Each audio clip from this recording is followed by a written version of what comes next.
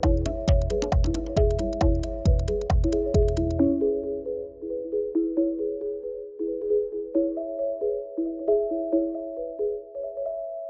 University of California, Berkeley is such a busy place. We work hard and we play hard. But sometimes in that work and play, we forget that it is really essential to sleep. Such a basic thing, but so much happening to our brains and our bodies while we sleep. I'm Rudy Mendoza-Denton, host of your show today. With me is Dri Kavusi, co-host and ASUC senator. And our guests today are Silvia Bunge, professor of psychology and director of the Building Blocks of Cognition Laboratory.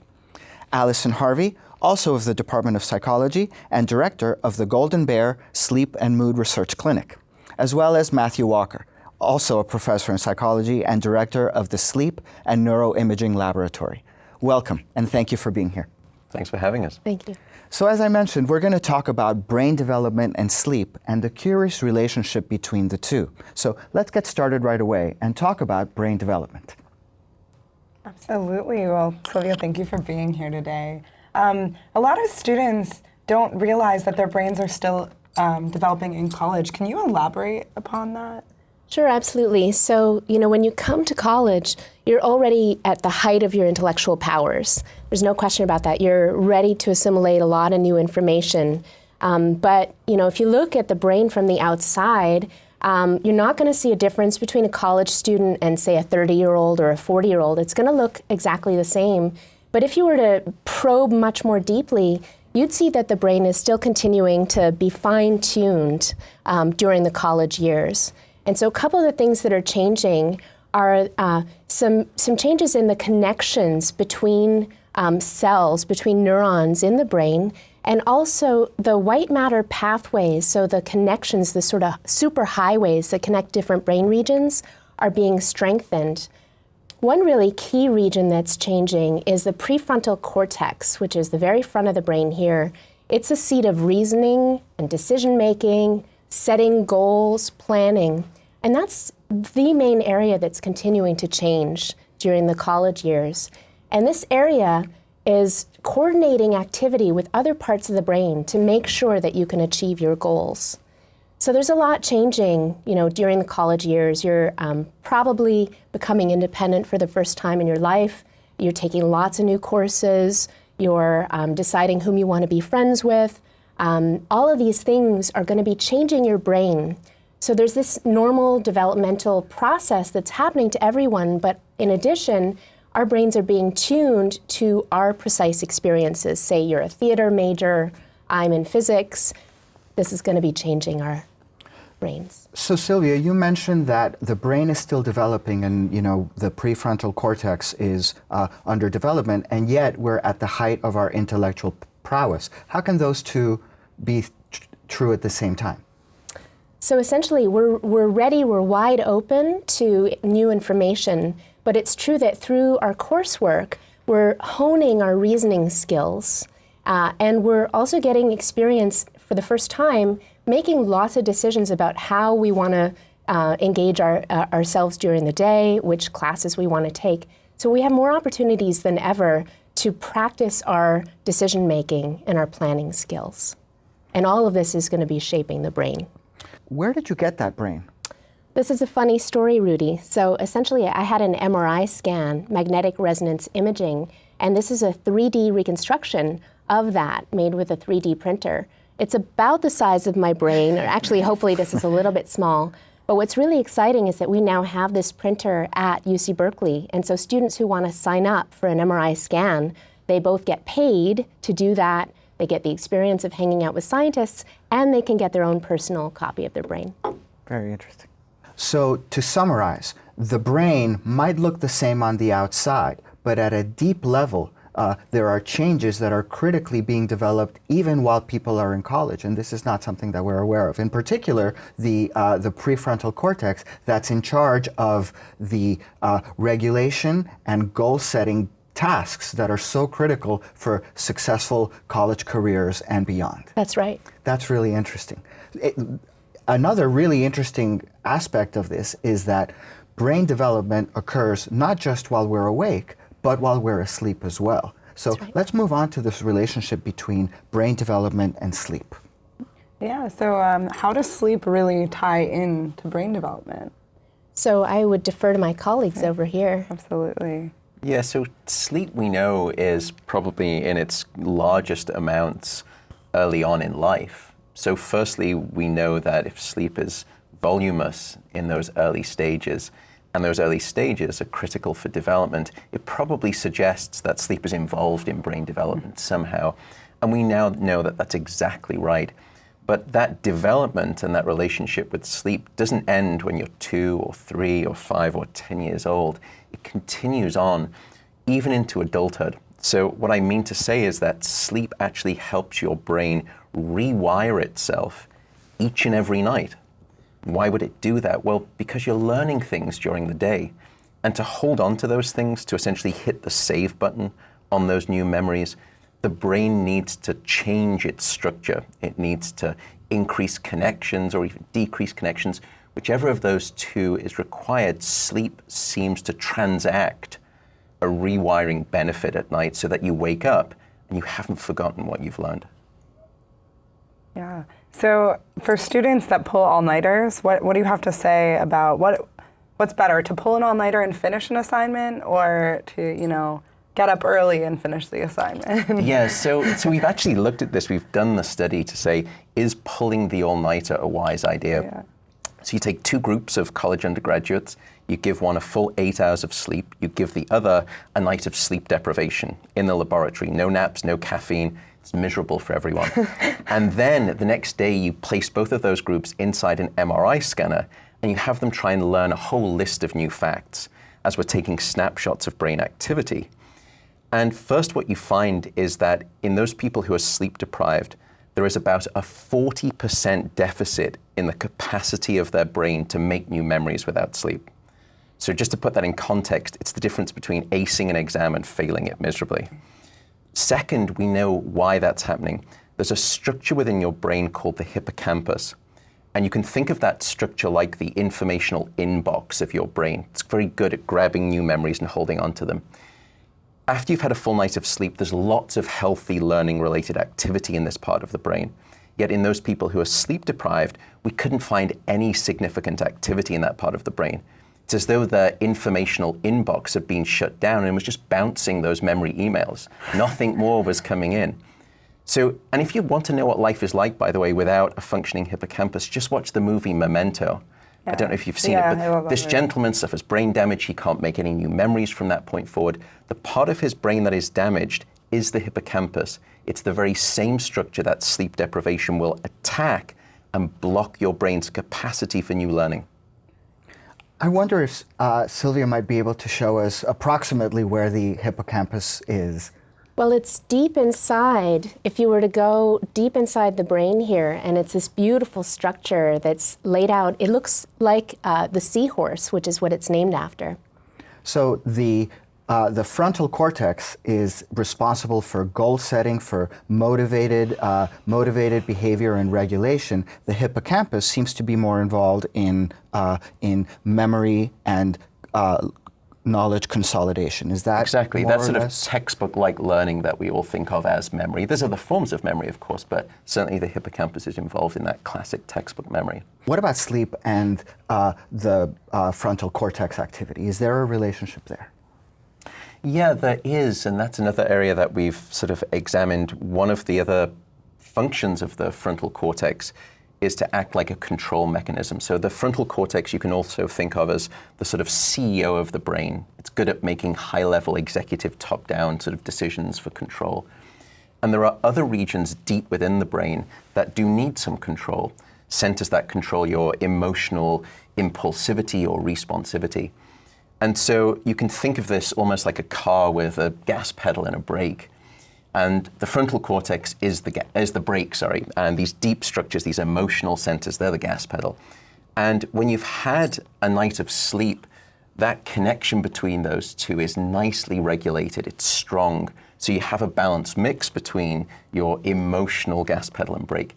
Yet without a night of sleep, that connection is severed. And as a consequence, now you become lopsided. It's almost as though you're all emotional gas pedal and too little frontal lobe break, as it were. So there's real dangers there that happen. I think we all have that sense, though, don't we, that if we haven't been sleeping enough, we become a little bit emotionally unstable, irrational, a little bit, some people say unhinged, that's unkind, but we've known that for a long time. A parent's holding a child, the child is crying, and they look at you and they say, well, they just didn't sleep well last night. As if there's some universal knowledge that bad sleep the night before equals bad mood and emotion reactivity the next day. And it has real clinical implications. And in college, it's a time of a lot of anxiety and potential for depression, which I know Allison can talk more about.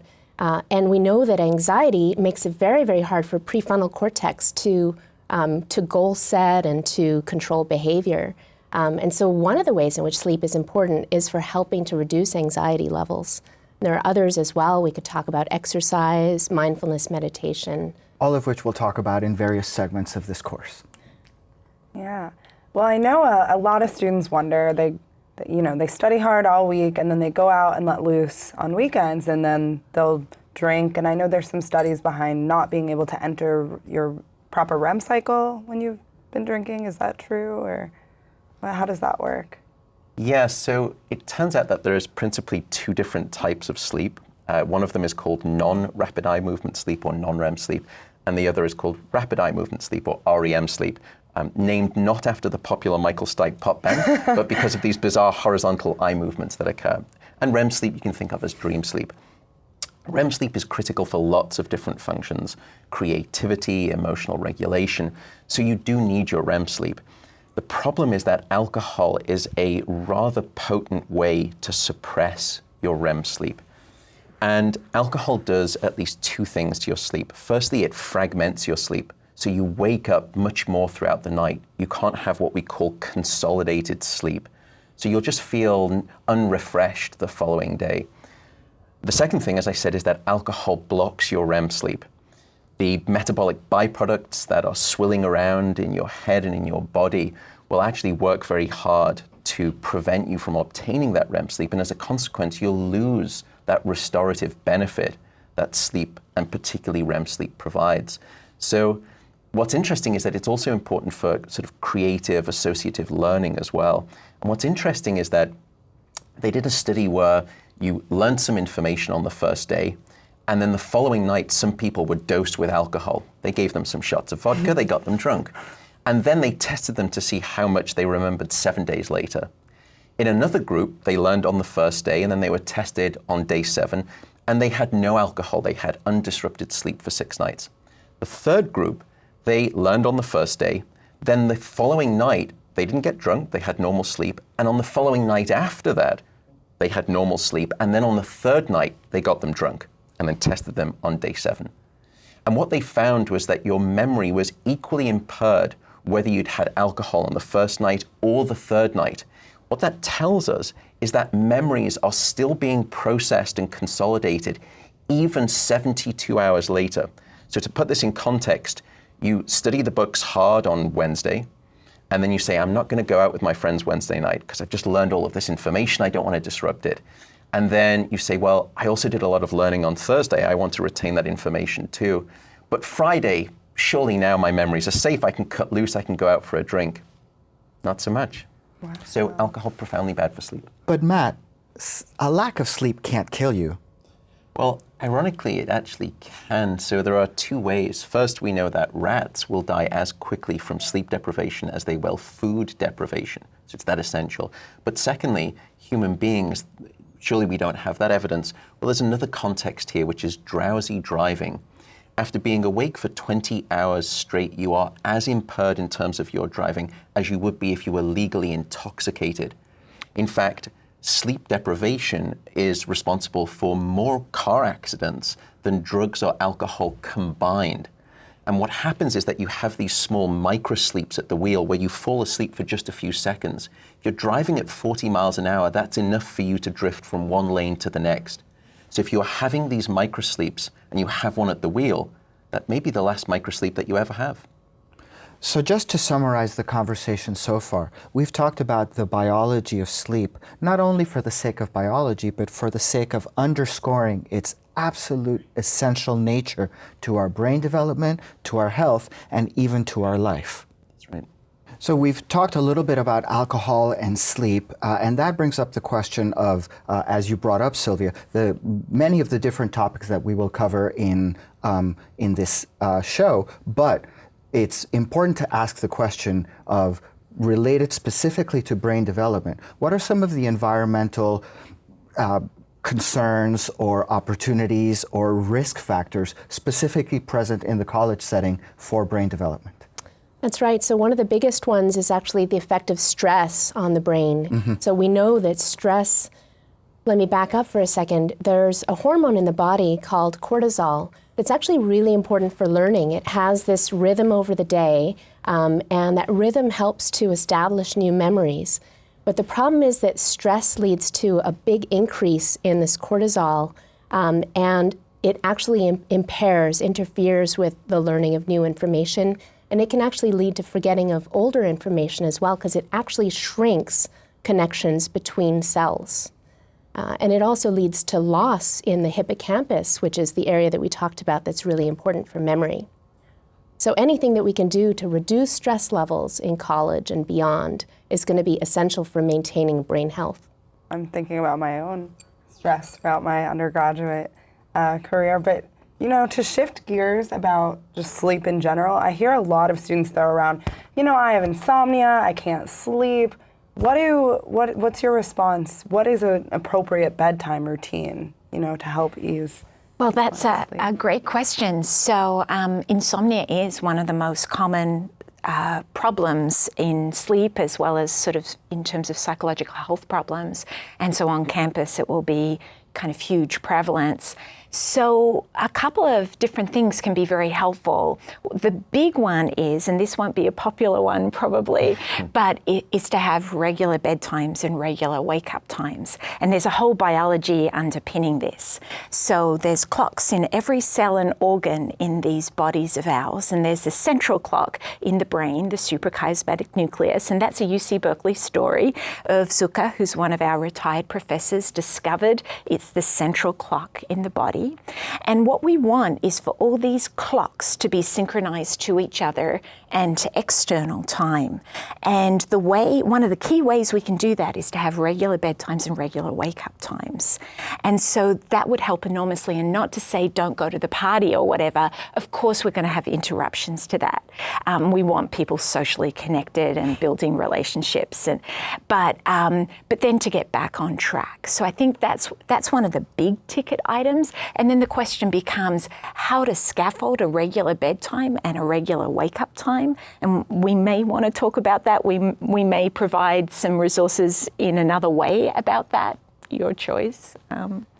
So let's take just a little moment before we delve a little bit deeper into some of the concrete things that we can do, just to summarize a little bit where we are so far. We started this particular segment with the discussion around all-nighters and the fact that students regularly pull all-nighters. Some of the work that Matt has shared with us has discussed how pulling an all-nighter, in fact, may feel like you're getting a lot of work done, but in fact, at a deeper level, you may actually be hurting yourself, so that sleep becomes an important part of what your learning process should be about.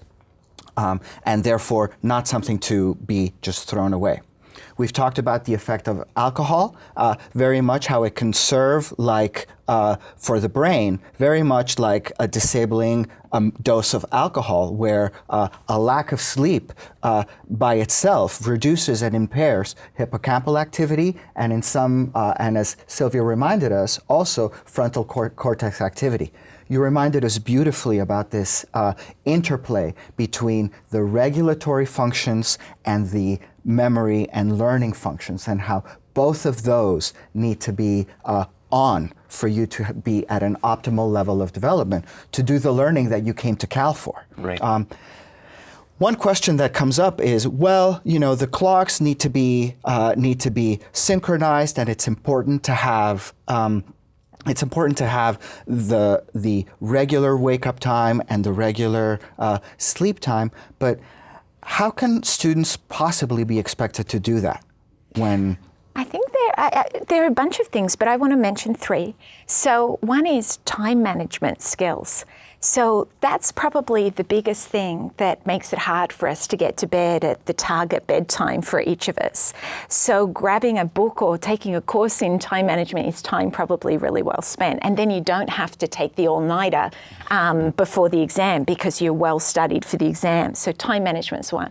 Second one is technology. So we're using iPads, whatever, late into the night. These are a source of light, they're a source of arousal, and they're rewarding. So they're hard to turn off. So these are getting in the way of our sleep. So, the recommendation is to set an electronic curfew of maybe 30 to 60 minutes before bedtime. And a third recommendation is to learn how to kind of manage this monkey mind that we all have. So, our head hits the pillow, and for many of us, that starts a kind of a worry and rumination and kind of almost self-punishment of all the things we didn't do well today, and the things that we're worried about tomorrow. So I think learning skills there is a really good piece as well. I think I would sort of add to that too by saying, you have to ask yourself, why are you shortchanging yourself of sleep? And I think in part it's because many people don't really understand all of the constellation of benefits that you get from sleep. So in part, this is why this type of situation is great. We can actually give people the information and make them decide. And across every level that would motivate people to sleep, there is good evidence. So, if you're concerned maybe about sort of appearance, and everyone is when we get to college, it's this sort of burgeoning area of, how do I fit with my other people and groups? Well, it turns out that if you're sleep deprived and we take a picture of you and then we give you a good night of sleep and then take a picture of you, and then we ask people to rate you and to sort of see, how do you look? How attractive are you? How healthy do you look? How tired do you look? People who know nothing about which of those two conditions you are in fundamentally absolutely know which one you actually were in. You are rated less attractive. You are rated more unhealthy looking as a consequence. And there's issues of, how healthy you are. Levels of testosterone, for example, in guys will go down, it seems, if you're sleep deprived. So if that's a motivating factor for you, it's right there too. So learning, memory, creativity. We haven't spoken about the body either. There are immense health benefits of sleep. If you're getting sick a lot, one of the factors is that you're probably not sleeping enough. There is an intimate association between your sleeping health and your body health. So I think it's the motivation, I think, is one of those other factors that can help people realize that they can reclaim their right to a full night of sleep without embarrassment or the stigma of laziness. Just on that note, is there a relationship between weight gain and sleep? Absolutely. I think we've all probably noticed when we haven't slept well, we're more likely to reach for the hamburgers and the French fries and the cakes. And when we're sleeping better, it's easier to stay on a healthy track. That's so interesting, Allison, that just as you're saying, we pull an all-nighter, we feel lousy, and we go and reach right for that worst possible, source of nutrition that's available. Why is that? Oh, so there's some hormones, leptin and ghrelin, in the brain and the body that change our energy balance and our appetite balance. So these get highly disrupted under conditions of sleep deprivation. And I think the other piece of this, just to extend it one step further, is that under conditions of sleep deprivation, I think we're more likely to medicate ourselves too. So it's coffee or other uppers in the day, and then we have to take alcohol or other downers at night. So there's a real link between substance-related difficulties and sleep problems too, and this kind of potential for a vicious cycle. So I think that's another thing really to be wary of, to kind of go with the flow of these natural bodily rhythms that we have, rather than to medicate them. So for an incoming college student, would you say coffee is a complete no-no, or is some moderate amount of coffee okay? I think low to moderate is just fine, and trying to finish it off by about midday is just fine. And what we find among moderate to high level users is that it starts impairing sleep. Coffee takes a long time to flush out of the body, so it's really being aware of finishing coffee intake earlier, but it's a very enjoyable, pleasurable thing, so I wouldn't take it out of life completely. And more than that, as a coffee drinker, I'd like to put in a little plug for having a little bit of it in the morning, because it boosts your attention skills, it boosts your working memory, and it turns out that if you have it right after a learning experience, it helps to consolidate new memories.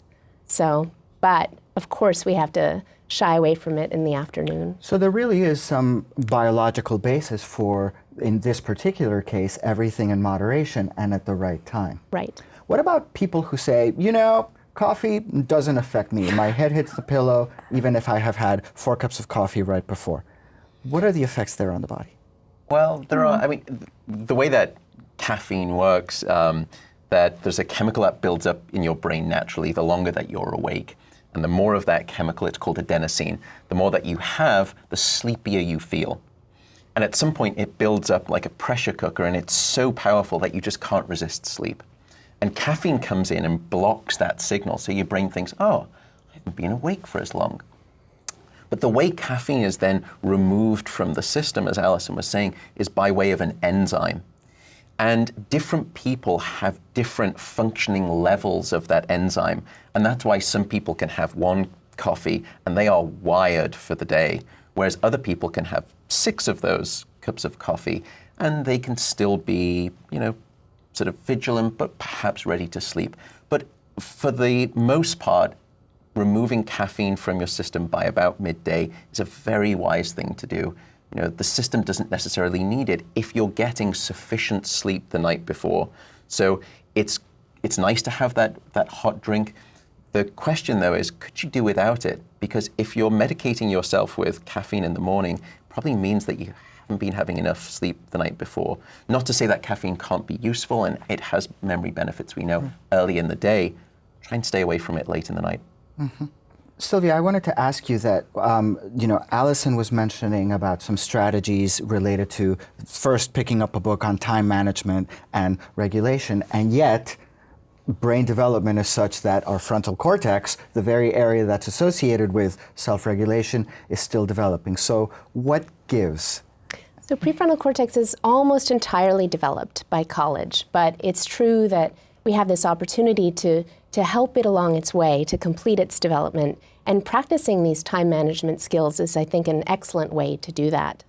And also, another thing that Allison mentioned was about trying to block the anxiety and stress that makes it difficult to sleep. And sleep, of course, is really important for helping to reduce your anxiety.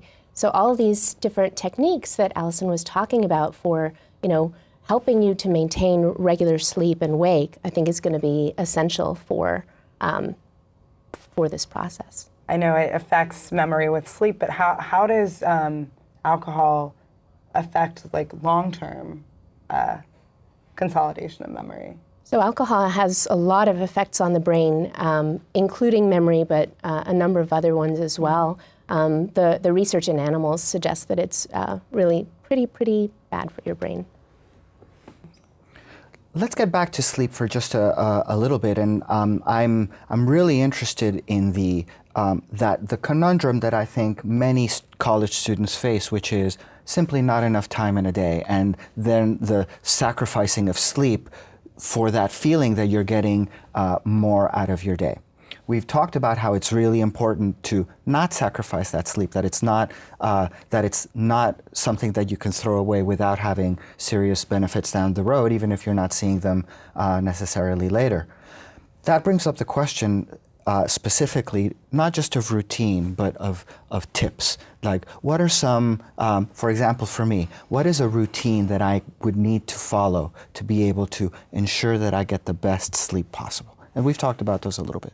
Yeah, Yeah, I think, first of all, working out what a target bedtime would be and wake-up time would be that would allow you an 8-hour sleep opportunity. That actually means you have to be in bed for at least 8.5 hours. And some people probably need a little more sleep than that too, although, be aware that too much more sleep beyond that can actually be a symptom of depression, which maybe we'll talk about later. So then if we've got that time, be it 10 p.m., we're then thinking an electronic curfew, maybe 9 p.m. And then we're thinking prior to that, I guess I've just given you the professor time zone. Let's give an undergraduate time zone. So bedtime might be midnight, electronic curfew might be 11 p.m. And then it's like you got to fit in all those other things, and particularly the homework assignments that you've got and the study that you've got, as well as other activities on campus that you've got. You serve on the Senate, so this is, time-consuming and important. And so then I think it's being planful about how to get everything in, as well as the healthy stuff like good healthy food and exercise not too close to bed. So a bit of forward planning, and there are some apps that can help. Check out Whoop, W-O-O-P. It takes from some cognitive psychology findings, social psychology findings too, that if you image what it is that you want to do, like go to bed tonight, Professor, 10 p.m., and image myself doing the electronic curfew at 9 p.m., I'm 60% more likely to do it. That's a lot more likely to do it just by activating those parts of the brain. What if your mind simply will not be quiet? Yeah, I think a lot of our minds are like that. So I'll share my few favorite ones. So one is to activate the positive calm circuitry in the brain. So, we all really love positive, highly activated circuitry, or when our head hits the pillow, often we go into negative circuitry. So positive, calm circuitry. For me, that would be gratitude practice. Identify 3 things that happened today that I'm grateful for. Another one would be savoring. To think about 3 things I really enjoyed today and try and reconjure those. Another one, many of us humans punish ourselves. So honoring yourself for 3 just small things that you did well today. So that's the new practice. Head hits the pillow and associate it with those kinds of things. And it takes time though. That's not going to work the first night. The brain is going to go back a million times to the worries and ruminations, so gently bring it back to the positive.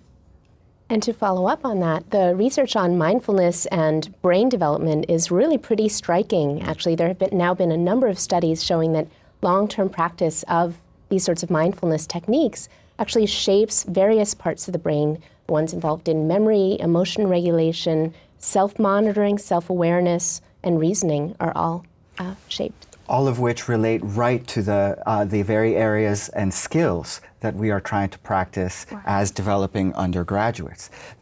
So just to recap, we've been focusing in this particular segment about the things that we can do to maximize our sleep and our healthy sleep habits in a college kind of setting. It's important to have a stable bedtime and a stable wake-up routine.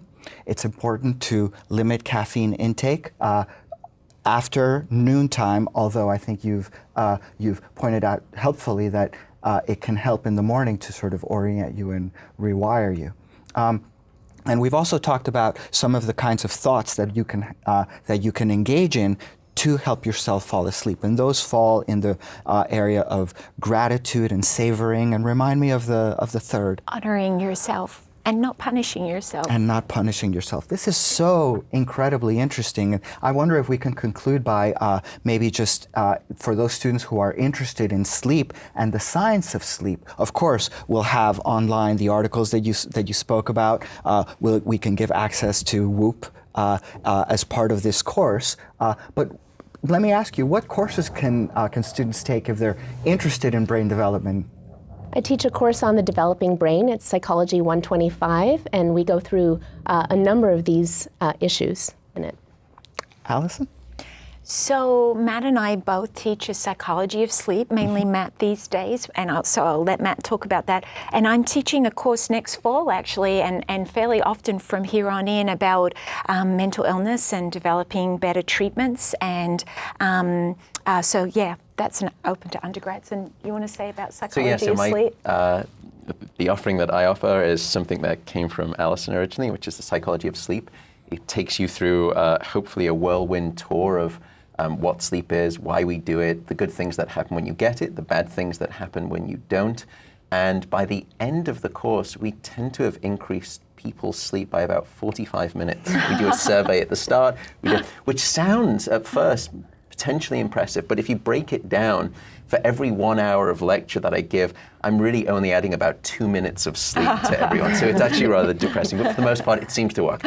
If I had 45 minutes of extra sleep per night, I would be, I think, much better looking. Well, I should just note, by the way, that there was a great study done in Minneapolis in an area called Adena in Minnesota, a township, and they shifted school start times for adolescents from 7:25 in the morning. What are they doing trying to teach people at 7:25 to 8:30? The only thing more impressive than the 45 minutes additional sleep that the next year of students got was their SAT score increase. The top students at the year before, starting at 7:25, their score was 1,288. It's a great score. The following year, those same top students scored 1,500. Wow. 45 minutes of extra sleep. Incredibly interesting. You now have access to these professors and the courses and the knowledge that they can convey to you. That's part of the magic of being at Cal. We've talked about sleep, we've talked about the biology of sleep, we've talked about its relationship to brain development with a really clear understanding that even though we are adults, we are also need to be very mindful about our brain development and the ways that our brains need to be taken care of. Sleep is such an important part of it. We've talked about some ways in which we can structure our environment and our schedules to maximize our sleep, and above all, underline the importance of sleep to learning and to healthy well-being. I couldn't think of a better topic to talk about for a wellness course than sleep. Such an easy thing, and yet sometimes so difficult to achieve. Thank you for watching.